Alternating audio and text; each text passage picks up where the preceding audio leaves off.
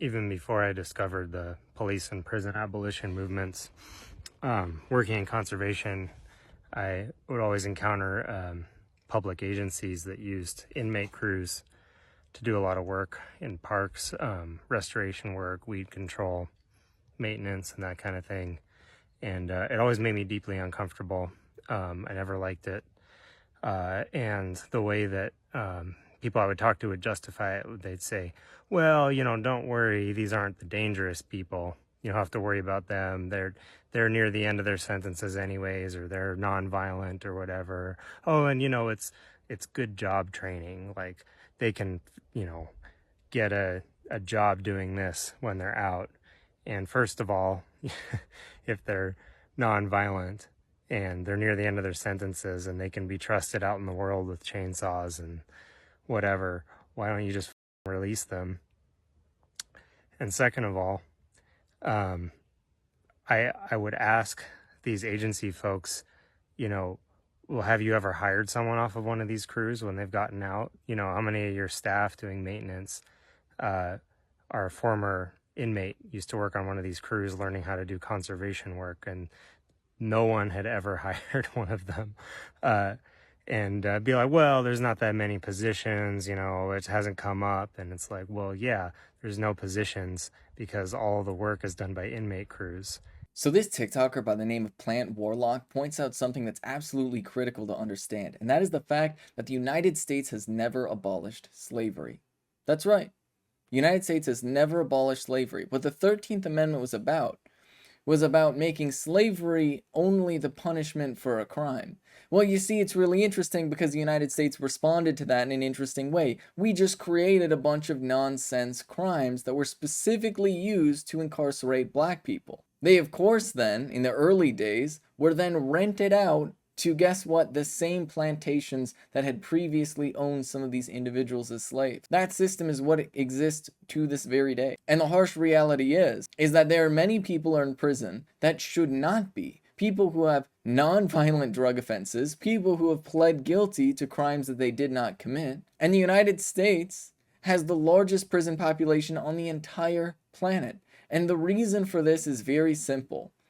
Slave labor is still a central player in the United States economy. We actively go out of our way to incarcerate people in order to make sure that wages are low. This also plays a dual role of making sure that people are disallowed from voting, specifically marginalized people. This system is so embedded into other institutions in society that anytime we talk about redemption for people who have committed nonviolent drug crimes after we've legalized marijuana, there are many governors that freak out and they start saying, well, where are we going to get our firefighters from? Where are we going to get the conservation workers from? And there are even private companies that say, well, where are we going to get these clothing manufacturers from? And that should say everything that needs to be said about American society.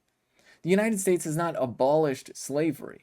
The United States just hid it from the public. And then we created bureaucratic institutions to create justification for an individual's enslavement. We took a systemic problem and created a bureaucratic apparatus in order to claim that it is a problem of individuals, as opposed to a problem with our society as a whole. This has led to the categorical dehumanization of countless people.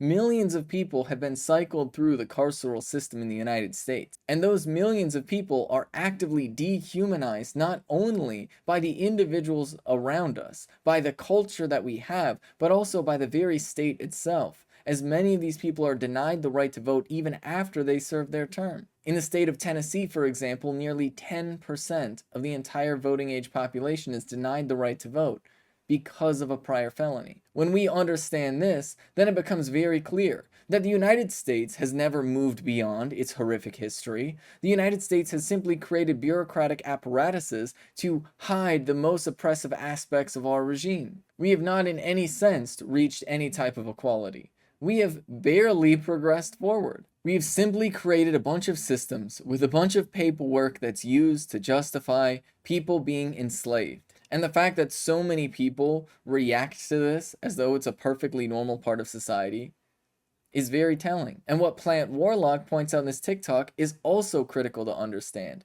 That is to say, These enslaved workers in American prisons play a critical role in the economy, serving in positions that they are not allowed to fill even after they finish their prison sentence. We quite literally allow people to be more involved in our economy as prisoners than we do as free people. Think about that for a second, because this is one of the reasons why the United States has one of the highest recidivism rates, because we actively allow employers to discriminate against people who've previously been incarcerated.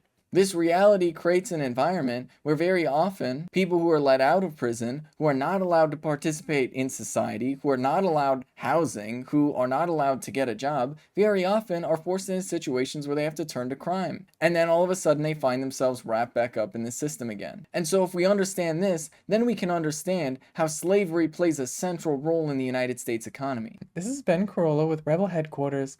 You can catch my show Galaxy Brain every Friday at 4 p.m. Eastern Time on the Young Turks Twitch channel, and you can follow me at Benjamin Carollo on Twitter.